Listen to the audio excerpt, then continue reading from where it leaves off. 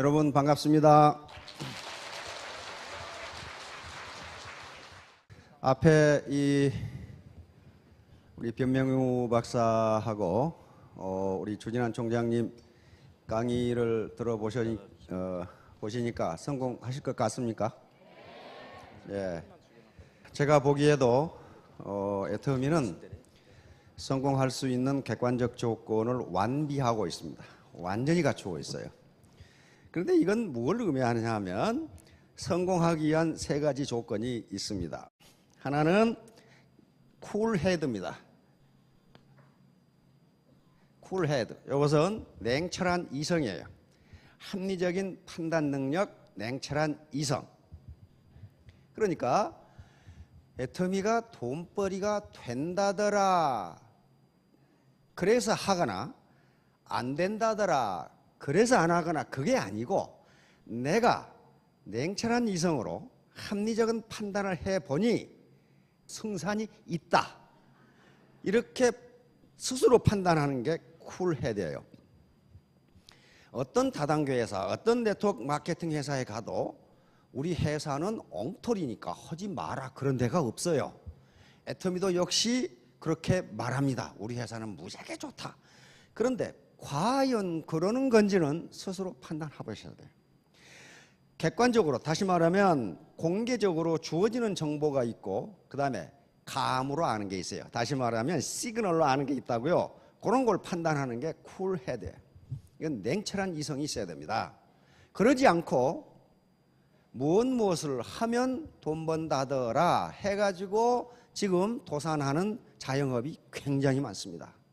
서울 시내만 고급 커피점이 10,000개라고 그럽니다. 10,000개 중에 살아남는 건 몇 퍼센트가 되질 않아요. 커피점을 하면 돈을 버는데 다 버는 건 아니라 그게 탁월해야 되거든요. 그래서 그것을 판단을 하시라는 거예요.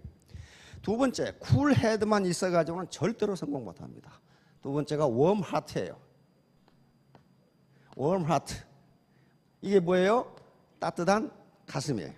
따뜻한 가슴, 감수성, 센시티비티, 감수성, 그리고 감성이 있어야 돼요. 이런 첫사랑을 생각하라고 음악을 틀어드렸는데 졸고 있다거나, 그러면 이게 심장이 이게 뭔가 좀 굳은 거예요. 옛날 초등학교 때 그 남자 선생님만 생각하면 가슴이 뛴다든가, 그래야 성공하신다, 그 말이 감수성이에요. 따뜻한 가슴, 다시 말하면 나 혼자 잘 먹고 잘 살기 위해서 이 일을 하는 게 아니라고 하는 마음을 가지면 성공한다. 의외로 성공한다. 의외로. 쿨헤드, 냉철한 이성, 합리적인 판단. 웜하트, 이것은 도덕성, 윤리성을 바탕으로 한 따뜻한 가슴. 다시 말하면 동반성장, 동반성공. 요 가슴, 요걸 가지고 있어야 된다. 요게 감성이에요. 감성. 저 사람이 성공하면 내가 얼마나 좋을까? 요게 저 사람의 감정이 나한테 이입되는 거란 말이에요.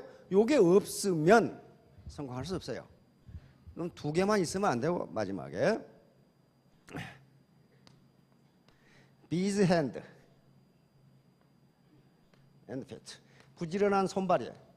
부지런한 손발. 요게 없으면 두 개 있어도 아무 소용이 없어요. 방에 의자에 가만히 앉아서 냉철하게 판단하고 따뜻한 가슴을 가지고 있어 봐야 아무 소용이 없다. 행동으로 옮기지 않으면 절대로 성공 못 해요. 이 세 가지가 반드시 갖춰져야 돼요. 이 나머지 두 개가 없고 쿨헤드만 냉철한 이성만 있으면요, 이것은 사기꾼이 돼요. 사기꾼. 좋은 대학을 나와가지고 고관대자까지 하신 분들이 지금 철창에 앉아 계신 것은, 그리고 정부 밥을 축내고 계시는 것은 쿨헤드는 있는데 나머지 두 개가 좀 이상한 거예요. 웜하트가 없어요. 마찬가지로 다른 것은 없고 웜하트만 있으면, 따뜻한 가슴만 있으면요, 마음씨 좋은 이웃집 아저씨 아줌마야. 이건 다른 사람을 성공시킬 수가 없어요. 자신도 성공 못하고 마음씨는 무척 좋아. 부처님 가운데 똥막 같아. 이런 사람들은 반드시 법이 있어야 살아요. 그렇죠? 법 없이도 살 것 같은 사람들은 촉복들이고, 그렇죠. 법 없어도 조폭들은 법 없어도 법이 없는 게 더 좋아. 조폭들은. 그런데 이분들은 반드시 웜 하트만 있는 분들은 반드시 법이 있어야 돼. 안 그러면 굶어 죽어. 다 뜯겨가지고. 그래서 반드시 쿨헤드와 웜 하트를 갖춰야 되고 이것을 실천에 옮겨야 돼. busy hand and feet. 손발이 부지런해야지 성공할 수가 있어요. 자, 그래서 저는 시간이 되는 데까지 성윤성공이라고 하는 겁니다. 성윤성공. 성자는 이룰 성자니까 윤자는 진실로 윤자고 공자는 공공 또는 이룰 공자입니다. 그러니까 진정한 마음으로 진실로 열심히 일해서 공을 이룬다 그런 말이에요. 그러니까 옛부터 진실한 마음으로 열심히 일하지 않으면 공을 이룰 수 없다. 여기서 성공이란 말이 여기 나오는 거예요. 성공. 이 말은 중국의 우리 동양의 이 태평성대라고 하는 요순시대 그런 말 들어봤죠. 바로 요임금, 순임금인데 순임금이 그 자기 왕위를 선양해주는 위임금에게 한 말이 서경이라는 책에 기록되어 있습니다. 이게 무슨 말이냐면요. 세계 4대 문명이 죄다 어디서 일어났어요? 큰 강 주변에서 일어났죠. 우리 동양의 우리 한국 문명은 황하 문명입니다. 황하 문명은 중국의 황허강 유역에서 일어났어요. 그런데 황허강하고 양자강을 밑에 양자강을 비교해 보면 황허강의 환경이 훨씬 좋지 않아요. 계속 범람하고 기후도 안 좋고. 그런데 반드시 문명은 그런 곳에서 나타난단 말이에요. 도전과 응전이죠. 그리고 나일강, 그리고 인더스강, 그리고 메소포타미아 유프라테스강, 거기 있죠. 티그리스 유프라테스 거기서 일어났단 말이에요. 그런데 그러니까 고대 왕조, 고대 왕국의 가장 큰 문제가 뭐냐 하면 홍수를 어떻게 다스리냐야, 홍수를. 그래서 홍수를 다스린 데는 반드시 뭘 다스려야 되느냐면 산을 다스려야 돼, 산을. 그렇죠? 그래서 지산지수가 옛날 정치에 있어서 가장 중요한 부분의 하나예요. 예, 요게 지금 요 베아트리체입니다. 단테가 멀리서 보고 단테를 베아트리체가 지옥에서 천국으로 인도하는 그 그림입니다.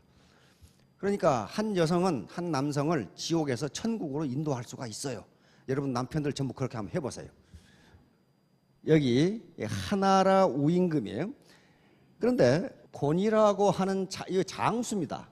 이 장수에게 곤이라고 하는 장수에게 요임금이 황허강에 치수를 하도록 했는데 아주 기가 막히게 잘했어.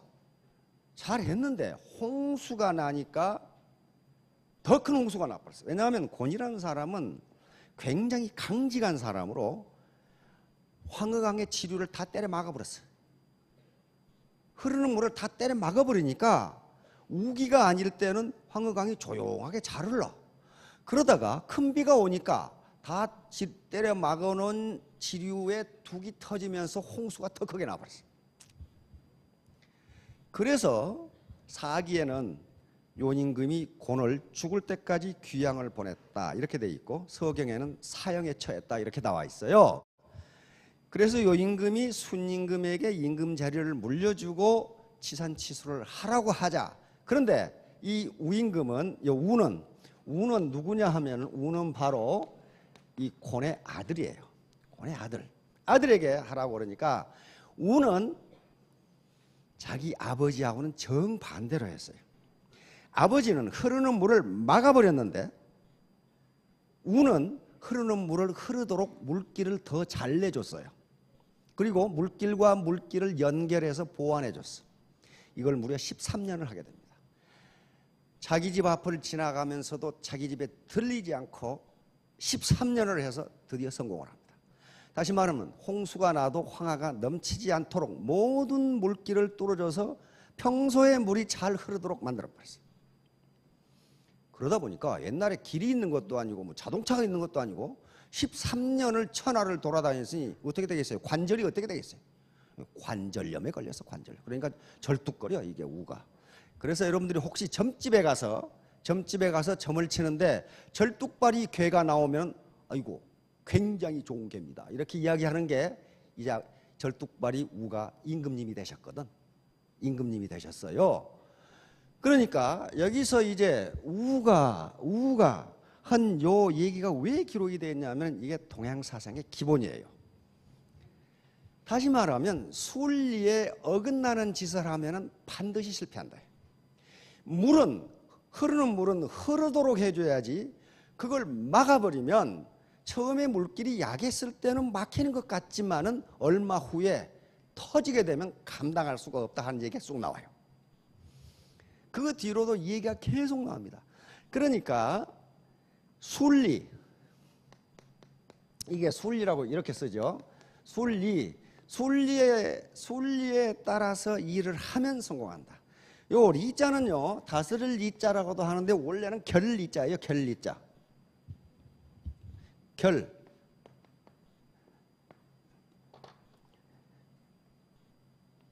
결리자입니다. 그러니까 결이란 말이 있죠, 우리말에. 그리고 나무 결이 있어요. 대패질 할 때 나무 결에 거꾸로 하면 대패질이 되질 않습니다. 나무 결에 따라서 대패질을 하는 게 순리예요. 그래야만 대패질이 잘 돼요. 그래서 순리에 어긋나는 걸 영리라고 이렇게 이야기합니다. 영리, 즉 결을 거슬려서 한다는 얘기죠. 그러니까 모든 기본 사상이 이거고 이게 자연 법칙이에요. 다시 말하면 물이 높은 데서 낮은 데로 떨어지는 건 순리입니다. 순리죠. 그런데 물이 힘이 없어서 그러는 게 아니에요. 자연 법칙에 따르는 거예요. 그 물 힘 무지하게 셉니다. 나이아가라 폭포에서 위에서 밑으로 떨어지는데 물이 힘이 없어가지고 떨어지는 게 아니라 그런 말이에요. 그렇게 하는 것이 자연 법칙이고 순리이기 때문에 그렇게 되는 거라는 거예요. 그러니까 자연 법칙을 따르는 게 순리이고 그것을 거스르는 게 영리예요. 그러면 경제 법칙도 자연 법칙의 일종이기 때문에 순리에 따라서 사업을 하면 반드시 성공하게 돼 있어요. 그러나 순리를 거스리고 영리, 다시 말하면 순식간에 거액을 벌겠다 이렇게 되면 반드시 실패해요. 예를 들면 동양사상에서 민심은 흐르는 물과 같다. 민심 또는 사람들의 말, 국민들의 말은 흐르는 물과 같다. 이걸 막아버리면 조용하지만은 이것이 터지는 날에는 둑이 터진 것처럼 위험하다 하는 얘기를 많이 합니다. 바로 주나라에 여왕이라는 왕이 있었는데 10대 임금이에요. 폭정을 하자, 국민들이 불평을 하자 주술사를 불러가지고 불평한 놈 모두 때려 죽였어요. 그러다 보니까 국민들이 조용해. 조용하니까 소공이라는 큰 신하를 불러서 내가 조용하라고 하니까 다 조용하네. 참 나 정치 잘하지. 그랬단 말이에요. 그러니까 소공이 한 얘기입니다. 국민들의 민심은 흐르는 물과 같습니다. 막으면은 물이 작을 때는 막히지만은 만약에 넘쳐서 터지는 날에는 감당할 수가 없습니다. 결국 그러다가 이 여왕이라는 사람은 반란이 일어나가지고 채라는 땅으로 도망가서 거기서 그냥 죽고 맙니다. 채가 무슨 땅이냐면 돼지란 뜻이에요. 돼지 같은 땅에 가서 돼지같이 살다가 돼지같이 죽었다 그런 말이에요. 그러니까 아무리 임금이라도 아무리 높은 자리에 있더라도 자기 욕심만 채우고 아랫사람들 언론을 막아버리면은 나중에 패가 망신한다는 얘기를 해준 겁니다. 이때 나라에 임금이 없어요. 임금이 도망가 버렸어. 왜냐하면 잡히면 맞아 죽거든. 임금이 백성들한테 맞아 죽어. 그래서 이 당시에 임금이 없는 정치를 공화라고 불렀습니다. 공화국이란 말이 있죠. 대한민국은 우리 헌법 제1조 민주공화국이다. 이 공화라는 말이 여기서 나왔어요. 그래서 공화라는 말이 무엇이냐 하는 게 사기의 설명이 나오는데 두 가지가 있어요. 하나는 바로 임금이 도망가 버리고 없으니까 그 당시에 현명한 신하였던 주공과 소공이 하나로 화합해서 정치를 했다. 그래서 공화라고 부른다. 이렇게 돼 있고 또 하나는 아니다. 그 당시에 정치를 한 사람은 공백화라는 사람인데 공백화. 그래서 그 당시에 정치를 공화정이라고 한다. 이렇게 돼 있어요. 그래서 지금도 공화정이 무엇인가는 정확한 정의가 없어요. 서로 화합해서 정치를 했으니까 공화적인 것인지 안 그러면 공백화라는 사람이 정치를 해서 공화적인 것인지 그러나 지금은 거의 대부분의 사람들이 공화정이라고 쓰고 있고 우리 대한민국 헌법 1조도 대한민국 민주공화국이다. 아예 북한은 자기 나라 이름이 공화국이죠. 예, 조선민주주의 인민공화국 그래 놨단 말이에요. 여기서 나온 거예요. 자, 그러면 순리를 거스르는 것들 바로 이런 것들이요. 대폐지를 거꾸로 하는 거. 연을 날리는데 거꾸로 날리면 날아가냐? 안 날아가요. 그 다음에 물길을 거슬러 오라는 거. 래프팅 같은 거. 그 다음에 폭포가 위로 올라가는 거. 전부 다 이게 영리예요. 순리는 자연법칙이자 경제법칙입니다. 그래서 반드시 애터미 사업을 하실 때에도 회사에서 또는 스폰서가 이야기하는 순리에 따라서 해야 됩니다. 자, 애터미 사업에서 순리에 거스르는 행위들 몇 가지 예를 들어봤어요. 이런 분들이 지금은 없습니다. 근데 가끔 나타나요. 다른 사람들을 돈벌이 수단으로 이용하는 거. 이거 이용 당할 것 같습니까? 안 당합니다. 절대로 안 당해요. 지금까지 우리나라 네트워크 마케팅 시장이 불꽃처럼 일어났다가 사라진 게 저것 때문이에요.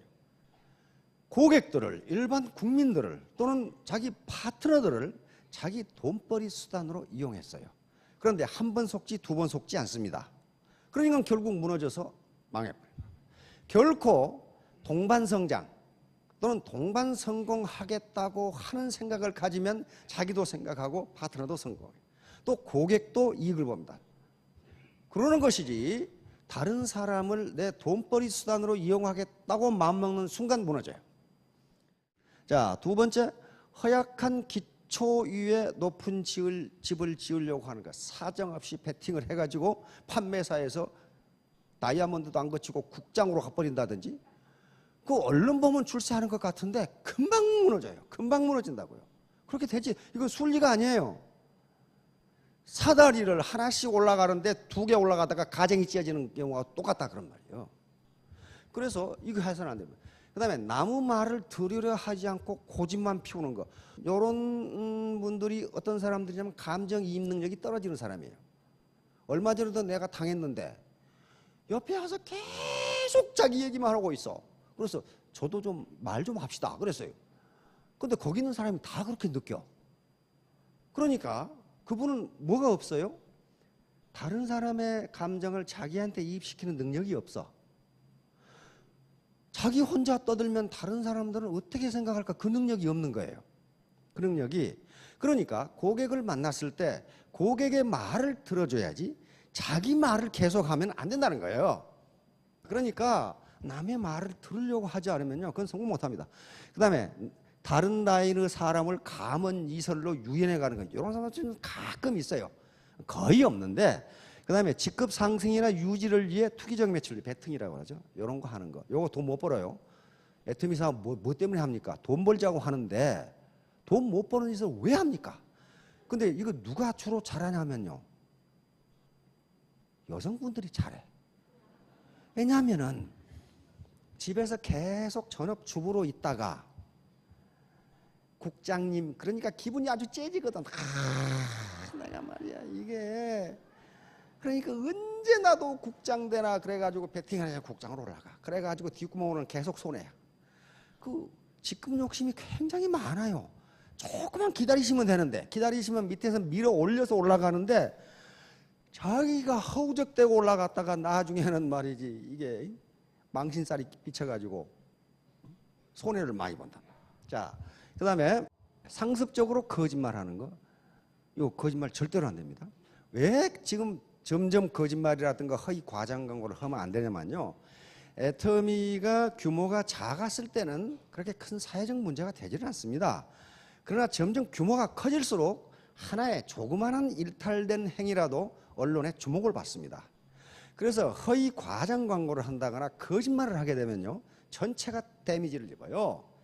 자기뿐만 아니고 지금은요, 거짓말을 하지 않아도 잘 팔릴 정도로 제품의 품질과 가격 면에서 인정을 받고 있어요. 그 거짓말 할 필요 전혀 없어요. 또 과장할 필요도 없어요. 조그마한 쥐구멍 하나가 둑 전체를 무너뜨릴 수가 있습니다. 그 다음에 불로소득 챙기는 이른바 돼지클럽. 중간에 가만히 있으면서 불로소득만 챙기고 있어. 그렇게 되면 그 라인 전체가 망해요. 내가 힘들어서 뛰면 저 꼴배기 싫은 인간 수당이 올라가니 나도 그만해야지. 그런 사람을 내가 봤다고. 나타나지도 않고 후원도 안 하고 전화하면 전화도 안 받고 가끔 나타나 가지고는 지 할 일만 하고 가버리고 국수 한 그릇도 안 사고 스폰서를 한 분이. 그러게 되니까 완전히 돼지야. 배부른 돼지야. 그래가지고 헛소리만 또 하고 다녀. 뭐 나는 가만히 있어도 수당 올라오는데 뭐 바쁘게 뛰어. 뭐 그따구 소리를 하고 있다고. 그러니까 이게 뭐예요? 감정이입 능력이 많이 떨어지는 사람이에요. 내가 이런 짓을 하면은 파트너들에게 무슨 피해를 주는가 이 감각이 없어요. 그리고 내가 이런 행위를 하면 파트너들은 나를 어떻게 생각할까? 그 감정이입 능력이 없어요. 그렇게 되면 그 라인이 다 죽어요. 다 죽는다고. 왜냐하면은 저 인간 내가 새벽부터 저녁까지 뛰어서 밑에 매출이 늘어나면 저 인간 수당도 늘어나는데 내가 그 꼴을 못 보겠다 이거야. 그러니까 이런 스스로 돼지 클럽이라고 인정한 분은 여기 없어요. 안 나오거든 여기. 안 나오거든. 나오기 자체를 안 해. 반드시 이런 행태는 없어야 됩니다. 자, 각곡 유목. 그러려면은 이제 각곡 유목은 무슨 말이냐면은 요 고니곡자고 요 지보리 목자입니다. 고니를 새기려다 안 되면 오리라도 된다. 그 말은 무슨 말이냐면은 목표를 명확하게 잡고 내가 3년 내 또는 5년 내 로얄 마스터가 되겠다고 확고한 목표를 정해놓고 뛰면은 로얄은 안 되더라도 스타는 된다. 지금 그런 얘기예요. 예, 중국 고전에 있는 이야기입니다. 이 후한서라는 곳에 있는 얘기인데 다시 말하면 이것은 반드시 어떤 목표를 정확하게 정하라는 얘기예요. 그렇게 하지 않으면 에너지가 흩어지니까 그래요. 자, 그래서 목표 설정. 요게 일 결과가 보잘것없는 것은 목표가 흐리멍덩하기 때문이다. 다시 말하면 목표가 불분명하기 때문이다. 즉 진실로 열심히 일하면 공을 이룰 수가 있는데 진실로 열심히 일하려면 반드시 목표가 있어야 된다. 우처럼 또는 순이나 연임금처럼 황하의 물을 다스려야 되겠다고 하는 명확한 목표. 이 목표가 없으면은 지산지수를 할 수가 없듯이 바로 큰 공을 이루려면 명확한 목표가 있어야 된다. 자, 바로 아주 지금부터 수천 년 전 아리스토텔레스가 그런 말을 또 옛날이나 지금이나 똑같다 이 말이에요. 똑같아. 첫째, 뚜렷하고 실질적인 목표를 가져라. 둘째, 지혜, 돈, 물자, 방법 등 그 목표를 달성하는 데 필요한 수단을 찾아라. 내가 로얄 마스터가 되겠다고 했으면 그걸 어떻게 달성할 수 있을지 수단을 찾아라. 셋째, 당신이 가진 모든 수단을 그 목표에 맞춰 나가라. 그러니까 바로 아무리 진실로 열심히 일하려고 해도 목표가 없으면 그게 되지를 않는다는 거예요. 성공의 비결과 포도잔, 이건 가끔 제가 얘기를 했습니다. 어떤 왕국에 불평이 많은 청년이 찾아와서 임금님이시라면 제가 어떻게 인생을 성공하는지 성공하는 비결을 가르쳐 주십시오. 그러니까 왕이 좋다, 내가 가르쳐 주마.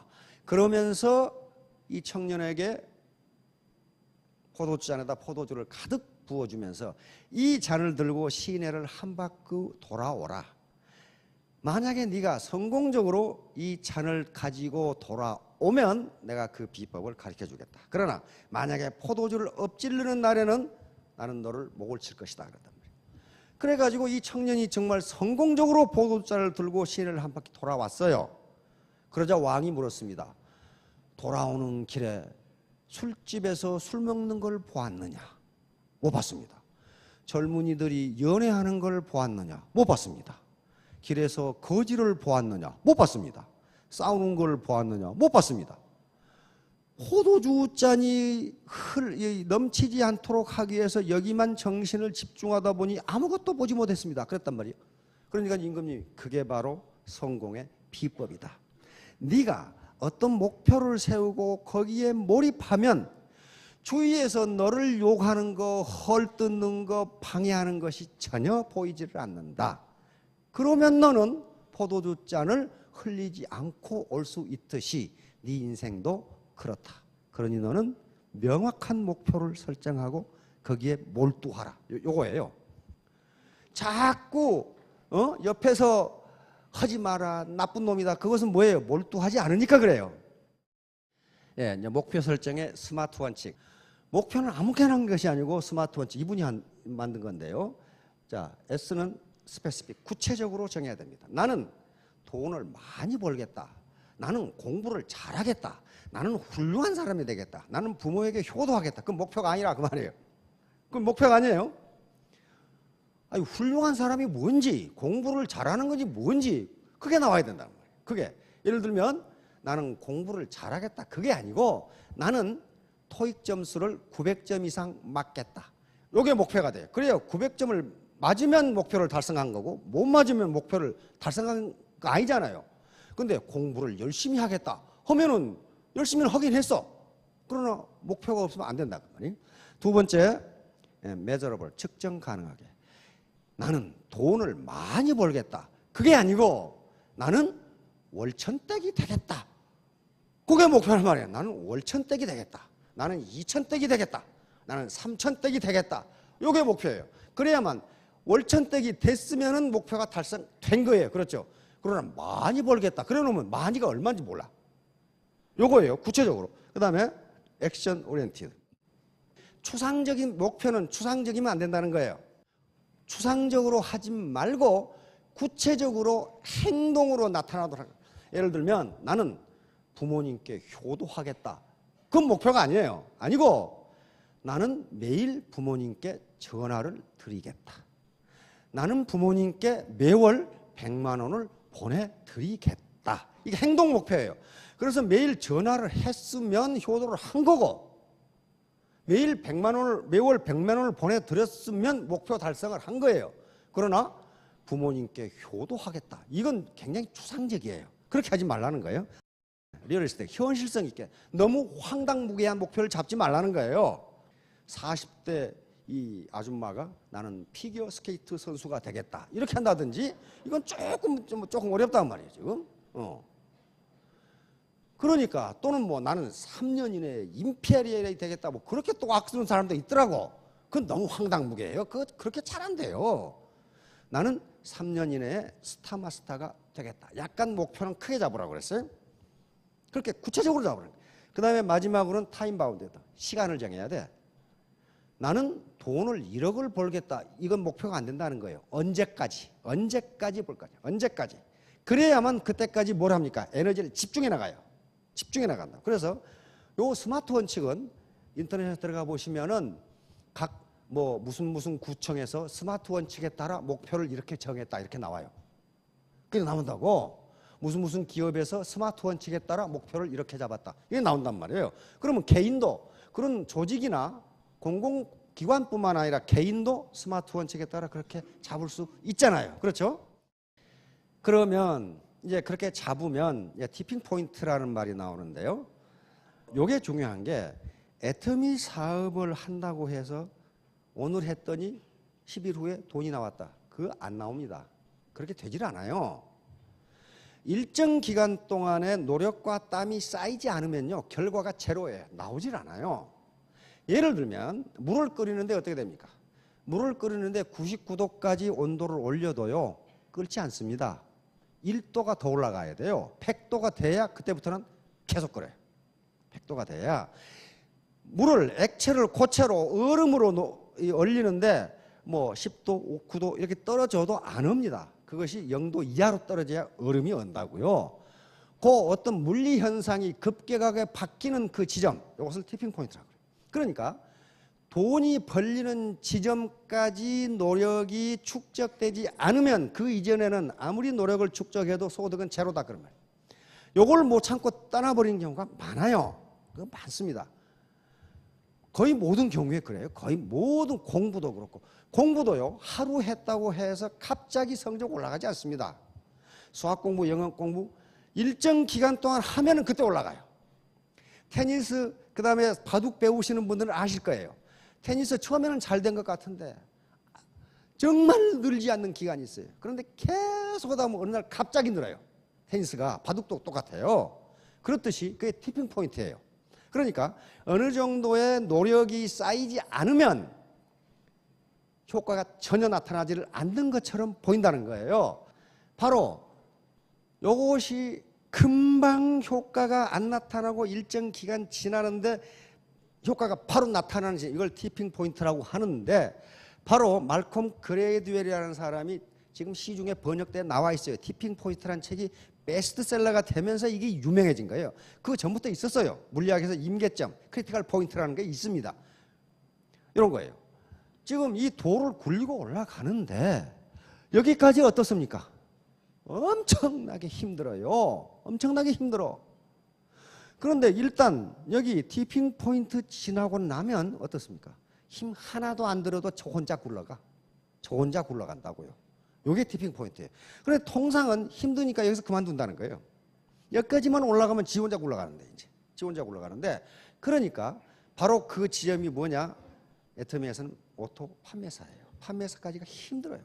수당이 이렇게 많이 나오지도 않고 그러나 그 이상은 이제 자기 혼자 힘으로는 못합니다. 파트너로 같이 해나가면 된다는 거예요.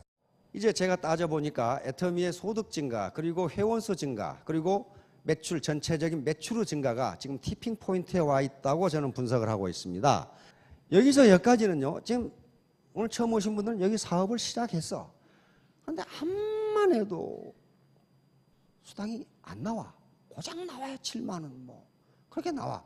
이 지점이에요. 이건 올라가질 않아요. 이렇게 올라가질 않는다고. 여기까지 이렇게 해서 여기가 지금 요 오토 판매사라고 보면 됩니다. 여기까지 딱 도달하면은 그런데 여기까지 도달하기가 쉽지가 않아요. 마당발은 또 빨리 도달하는데 일반적으로는 케이스 바이 케이스예요. 자기 건강 상태라든가 전업이냐 부업이냐에 따라 다르고 여러 가지 조건에 따라 다릅니다. 또 지역이 어디냐에 따라 다르고 수도권과 시골은 또 다르거든요. 그러니까 이 T1이 얼마나 걸리냐 하는 것은 개인마다 다릅니다. 근데 여기까지 참고 오토 판매사가 되면은 오토 세일즈 마스터가 되면은 여기서는 밑에서 밀어 올려요. 그러면서 급격하게 올라가요. 이렇게 급격하게 올라간다고요. 그러면 계속 급격하게 올라가느냐? 그렇지가 않아요. 이쯤이 아마 스타 마스터가 되지 않을까 싶어요. 지점이. 그렇기 때문에 소득이 천천히 올라가요. 그래서 여기 5천에서 전부 만나도록 되어 있어요. 소득의 점근선, 다시 말하면 실링이 있기 때문에 더 이상 올라가질 않아요. 그러면서 계속 서비스를 한단 말이에요. 마찬가지 회원도 마찬가지예요. 회원수 증가도 지금 이 지점에 와 있어요. 처음에는 뭐 1년 가도 뭐 100명 늘까 말까 했는데 지금은 하루에 수백 명, 수천 명씩 늘어요. 그러니까 이렇게 늘어가는데 이제 세계 인구가 다 가입하면 이렇게 되겠죠. 이렇게. 그러면 뭘로 해야 돼? 나는 이제 끝났다가 아니고 이때부터는 제품의 퀄리티와 수를 늘리면 돼요. 그렇죠? 회원수가 늘어나지 않으면 제품의 수를 늘리면 된다고요. 하여간에 이렇게 돼 있으니까 일확천금 거의 불가능합니다. 그렇게 되질 않아요. 그러니까 애터미 사업에 성공하시려면요 2% 부족해야 돼. 조금 부족해야 돼. 부족하지 않고 넘치면은요 일확천금 하려고 하는 생각을 갖는다. 그리고 다른 사람 말을 듣지를 않아. 어떤 분들이 성공하느냐면요 어떤 할아버지가 우체국에 갔어. 소포를 붙이려고. 우체국 직원이 소포를 달아보니까 너무 무거워. 할아버지 무게가 너무 무거워서 우표를 더 붙이셔야 되겠는데요. 그러니까 할아버지가 애끼 이 사람아 우표를 더 붙이면 더 무거워질 것이 아닌가. 그런 분들이 성공을 하셔. 얼마나 순진하신 분들이야. 예? 그런 분들이 성공을 하신다고. 그러니까 이게 이제 바로 임계점 또는 물리학에서 말하는 임계점 또는 티핑 포인트인데 바로 애터미 사업도 임계점이 있다고 하는 거예요. 임계점. 모든 공부를 하든지 사업을 하든지 운동, 예술, 승진 등도 모두 임계점이 있어요. 일정한 노력을 축적하지 않으면 결코 자기가 목표하는 목표를 달성할 수가 없습니다. 그래서 느리지만 쉬지 않으면 경주에 이길 수 있습니다. 그게 애터미 사업의 특징이에요. 결코 일확천금은 없고 미국에서 애터미 사업의 리미트 월 벌 수 있는 돈은 5만 불이다. 5만 불 이상 안 된다. 5만 불 이상 벌고 싶은 분은 다른 데로 가라. 그랬더니 한 사람이 그러더라고. 그 5만 불 가지고 되겠어요. 10만 불은 벌어야지 그러더라고. 그래서 물어봤어. 저 사람 뭐 하는 사람이냐니까 손가락 빨고 있는 사람이래. 그러니까 그 참 그게 스테이 클레버예요. 스테이 풀리시하지 않고 남발을 틀어야 될 거 아니에요. 요 물이 넘치는데요. 한 방울만 떨어지면 넘친다는 것은 이만큼 물이 차 있다는 얘기입니다. 그렇죠? 그러면 이만큼 물이 찰 때까지는 물을 부어도 이건 넘치지가 않아요. 그러면 앞에 물을 부은 게 헛것이냐? 그게 아니에요. 앞에 물을 부어놨기 때문에 나중에 한 방울만 넘쳐도 떨어뜨려도 그게 넘치는 거예요. 그러니까 자기 노력이 아직 효과가 나타나지 않지만은 계속 축적하면 어느 순간 크리티컬 포인트 또는 티핑 포인트를 넘으면 그때부터는 계속 행동한 것만큼 수당이 올라간다. 그런 말이에요. 그 이제는 안 올라가요. 마찬가지로 밥 먹는 것도 마찬가지예요.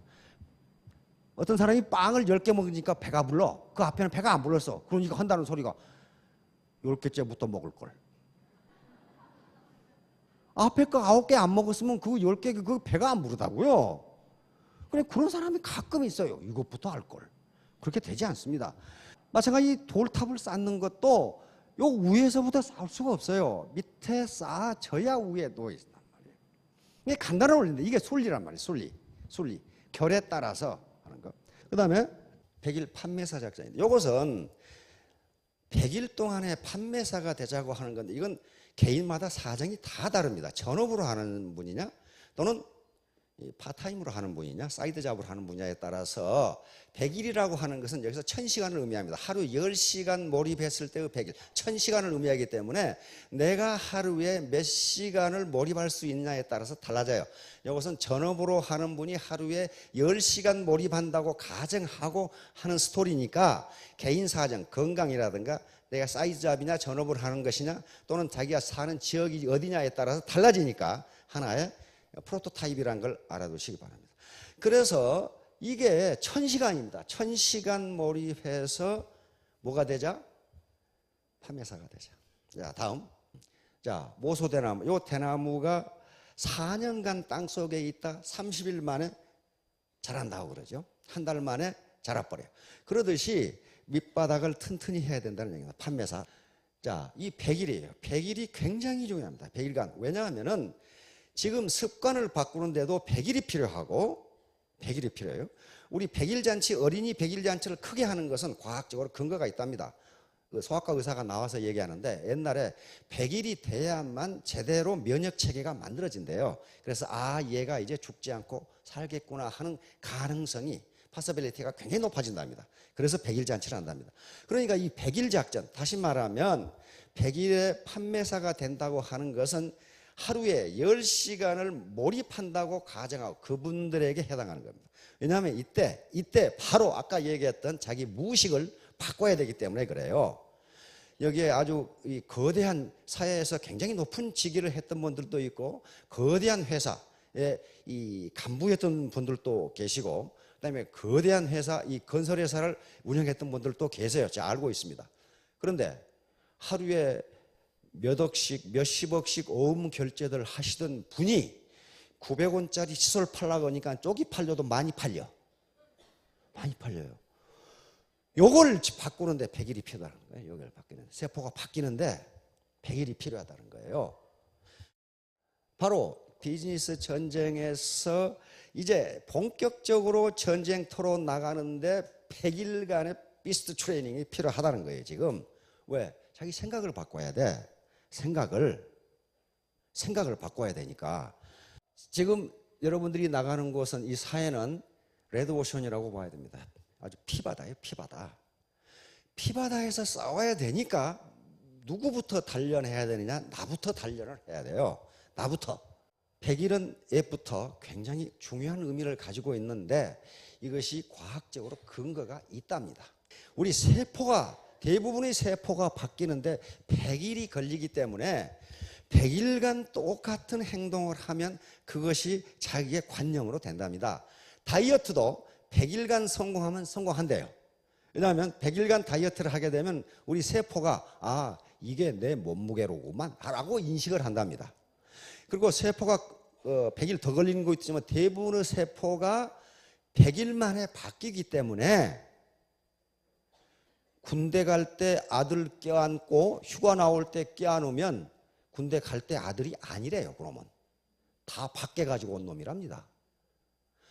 그래서 100일 작전을 하고 100일간 몰입하라는 게 100일간에 옛날에 있던 내 세포가 다 바뀌어서 긍정적인 사고를 가진 이걸로 바꾸는데 100일이 필요하니까 100일간 꾹 참고 하라는 거예요.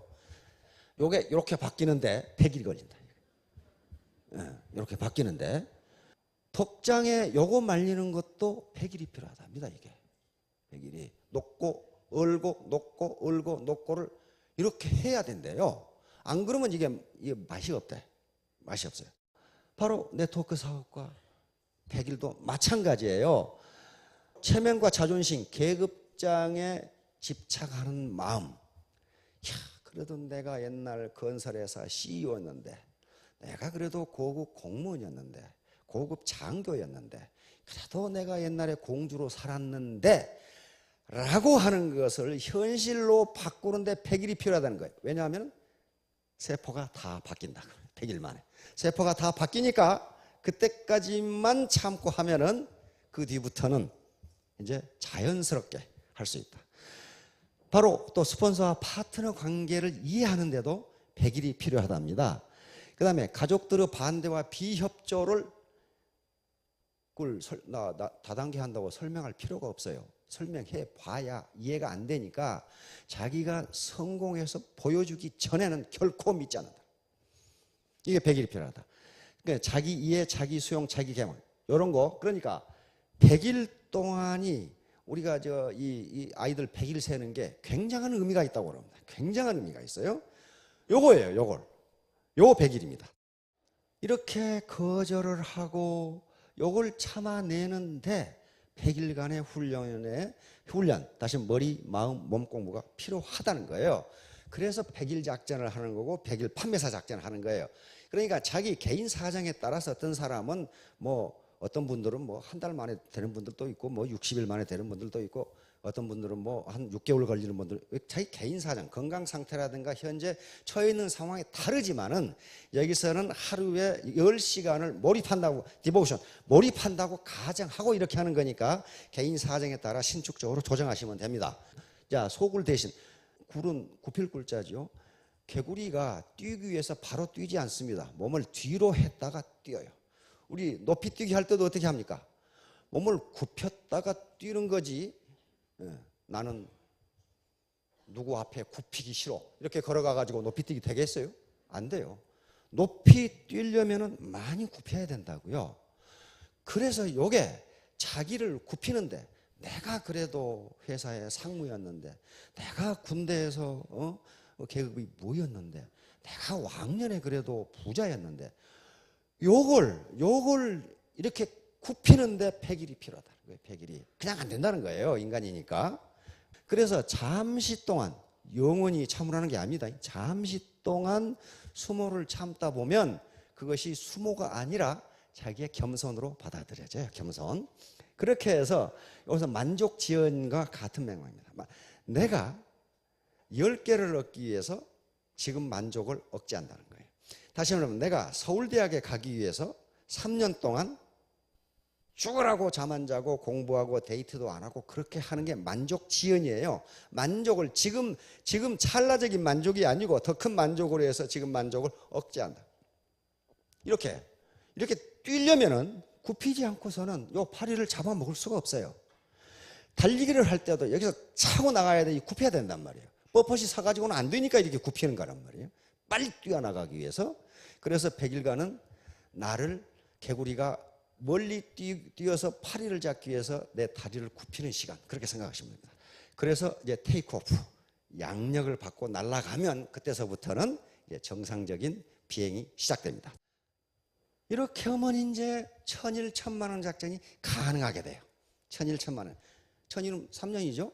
내가 3년 이내에 월천댁이 되겠다예요. 요게 100일 작전이 안 되면은요, 안 되는 거예요. 자, 그런데 우리가 달성하려고 하는 고지, 여기는 요 맨 고지는 이 균형 잡힌 삶입니다.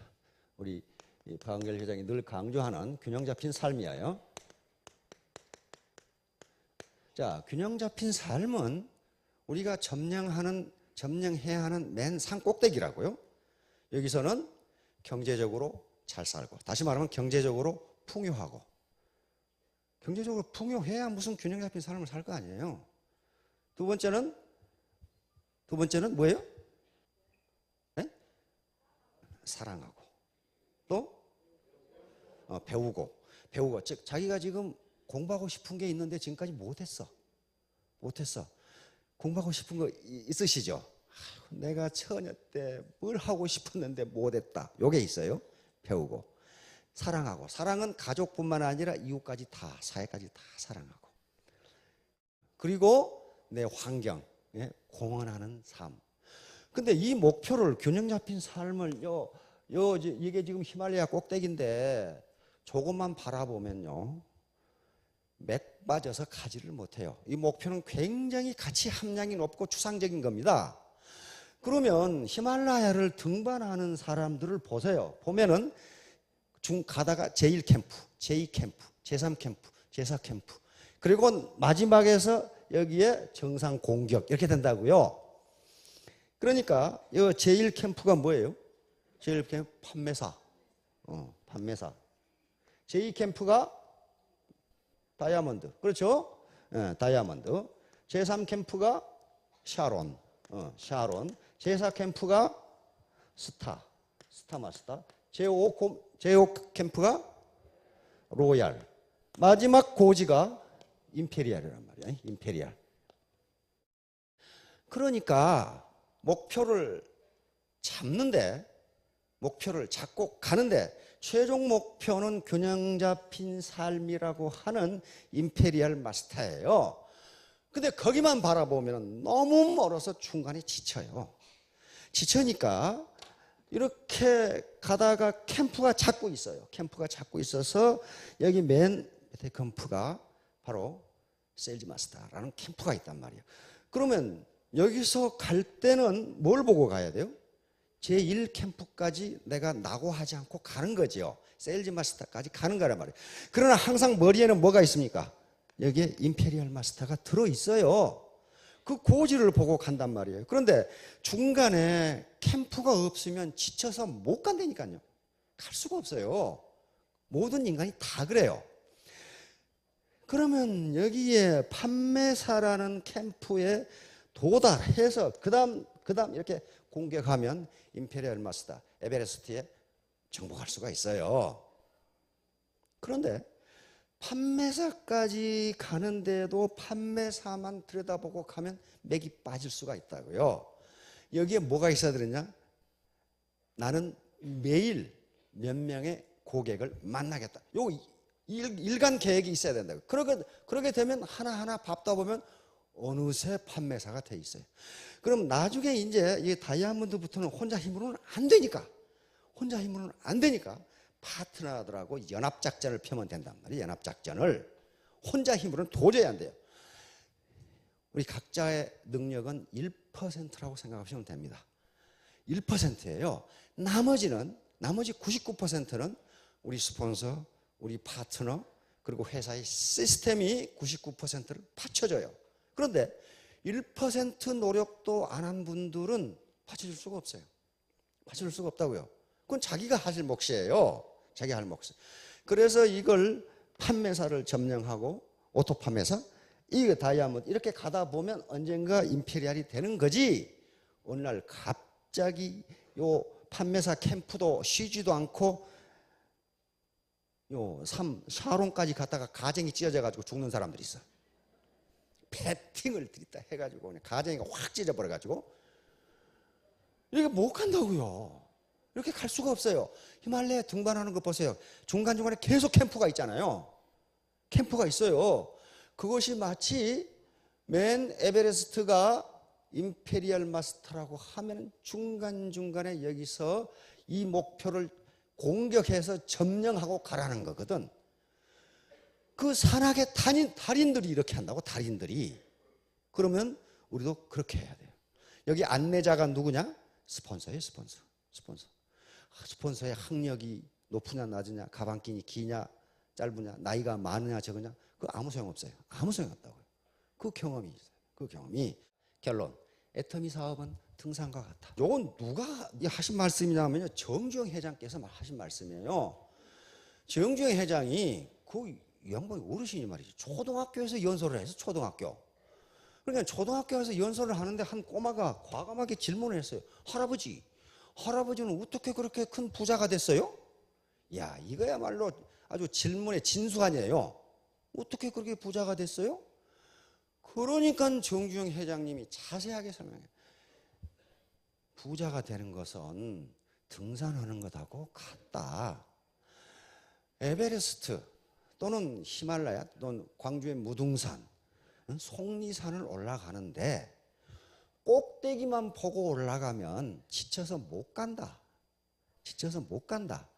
그러니까 중간중간에 목표를 정해놓고 그걸 열심히 가다 보면 언젠가는 거기 올라간다. 그런데 중요한 것은 그 꼭대기를 가끔 쳐다봐야 된다. 가끔 쳐다봐야 된다. 그래야지 한꺼번에 꼭대기로 올라가려고 하면 못 올라간다. 그러니까 부자가 되는 것은 매일 성실하게 오늘 내가 해야 할 일을 하면은 언젠가는 꼭대기에 올라간다. 요거예요, 요게. 요거란 말이에요.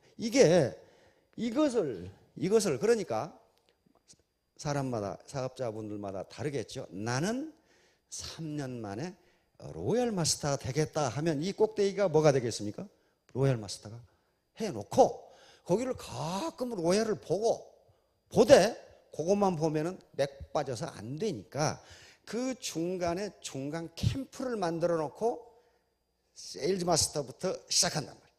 그러면 세일즈 마스터를 하려면은 내가 후보 계획을 써요. 후보 계획은 내가 3개월 또는 6개월 만에 세일즈 마스터가 돼야 된다면 포인트를 해야 되는데 하루에 몇 명을 만나야 되겠는가? 이걸 해놓고 하다 보면 어느새 세일즈 마스터 고지에 올라가 있다. 그럼 그때부터는 혼자 힘으로는 안 되니까 파트너, 스폰서, 회사와 한꺼번에 공격 앞으로 하면은 자기가 계획한 3년 만에, 3년 이내에 로얄 마스터가 된다. 그런 얘기예요. 그러니까 가장 중요한 것은 뭐예요? 바로 우리 나폴레옹 힐이 이야기했던 Think and Grow Rich. 내가 3년 만에 로얄 마스터가 된다고 생각하라. 그러면 되리라야. 그러면 되리라. Grow Rich. 그러면 부자가 되리라. 그게 나폴레옹 힐은 20년간 연구해가지고 알았는데 우리는 단 1분 만에 알아버렸어. 그렇죠? 야, 참 굉장히 고마운 거지. 굉장히 고마운 거지. 바로 애터미 사업도 등산과 똑같다는 거예요. 하나하나. 한꺼번에 가정이 찢어지게 로얄 마스터 안 된다는 거예요. 이렇게 올라가는데 이렇게 하나 한 걸음 한 걸음 올라가야 되고 정상에서 임페리얼 마스터. 자기 목표가 자기 연령이라든가 건강 상태에 따라서 스타 마스터가 될 수도 있고 로얄이 될 수도 있고 임페리얼이 될 수도 있습니다. 어떤 분들은 나는 그냥 샤론으로 만족하다 할 수도 있어요. 그건 개인 사정에 따라서. 그러나 이렇게 정상에 올라가는데 한꺼번에 올라갈 수는 없다. 한 걸음 한 걸음 가야 된다. 바로 실족하게 하는 것들, 이게 문제인데 산에 가다가 산에 걸려서 넘어지는 사람이 있어요? 없어요. 작은 돌뿌리에 걸려 넘어져요. 작은 돌뿌리.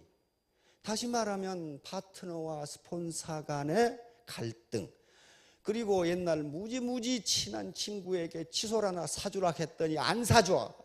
이게 작은 돌뿌리야. 이게 걸려 넘어져. 그 다음에 사소한 일들이 마음을 상하게 해요. 사소한 일들 때문에 상하게 합니다. 그 다음에 인내심 부족, 게으름, 요것도 이고, 그 다음에 짜증나게 하는 것은 큰 바위가 아니라 신발 속에 든 작은 모래예요. 옆에 큰 바위가 신경질 납니까? 신발 속에 모래가 지금 신경질 나게 합니까?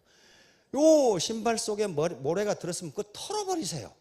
그걸 계속 놔두고 짜증나게 하지 말고 이렇게 털어버리면 돼. 이렇게 털어버리면, 그러면 실족하지 않는단 말이에요. 실족하지 않아요. 요거 하는데 100일 필요하다. 왜? 100일 만에 우리 세포가 바뀌니까 네거티브한 생각을 포지티브한 생각으로 바꾸는데 100일이 필요해서 100일 작전을 하는 거예요. 세포가 완전히 바뀌는데, 성공은 태도와 함께 시작된다. 내 마음가짐이에요. 마음가짐이 중요한 거지 내 객관적 지금 조건이 중요한 게 아니라는 거예요. 애티튜드란 영어 단어 몇 시간 얘기하는데 이거 다 합하면 100점이 돼요. 그런데 이 어빌리티, 능력은 1%예요. 능력은 단 1%. 이건 누가 한 얘기냐면 토마스 에디슨이 한 얘기예요. 천재는 1%의 영감과 99%의 땀으로 이루어진다. 나머지는 전부 땀이에요. 땀. 신뢰, 관용, 토러런스, 인테그리티, 템퍼런스, 유나이티드 하트, 딜리전스. 이거 전부 땀입니다. 자기 몸으로 되는 것이지 자기 무슨 IQ로 되는 게 아니라고요. 태도에 태도. 이렇게 해서 만들어 보면 결국 R은 소득입니다. 소득은 앞에 걸 다 지키면 뭐가 되냐면 신사숙녀가 돼요. 이런 교육은 신사숙녀를 만들기 위해서 그렇습니다. 신사숙녀가 되게 하기 위해서 그래요. 아무리 돈을 많이 벌어도 신사숙녀가 되지 않으면 그 졸부 취급하지 존경하지 않아요. 그래서 신사숙녀인데 그럼 뭐가 신사숙녀냐? 신사숙녀는 능력과 인품을 동시에 갖춘 분을 신사숙녀라 그래요. 능력은 있으나 인품이 형편없는 사람을 신사다, 숙녀다 그렇게 이야기하지 않습니다. 그 다음에 인품은 있는데 능력이 없으면 그것을 누가 모방을 하겠어요? 안 된단 말이에요. 그러면 요 두 개를 합해버리면 매력이 돼요. 앞에 괴상하게 생긴 글씨는 다 함수 표시입니다. 파이, 푸사이, 오메가, 시타인데 매력 있는 사람이 성공해. 매력. 이것을 매력은 한자니까 우리말로 하면 멋있는 사람이 성공한다고요. 멋있는 사람. 누가 멋있느냐? 바로 능력과 인품을 동시에 갖춘 사람. 능력만 있고 인품이 없는 사람은 도둑놈이에요. 그러면 사기꾼이라고요. 인품만 있고 능력이 없는 분은 마음씨 좋은 이웃집 할아버지예요. 두 부류 다 성공할 수가 없어요. 그래서 애터미 사업에서 성공하시고 훌륭한 리더가 되시려면 멋있는 분이 돼야 됩니다. 근데 여기 계신 분 보니까 전부 멋있는 분들이에요. 전부 성공하시는. 여러분 크게 성공하시기 바랍니다.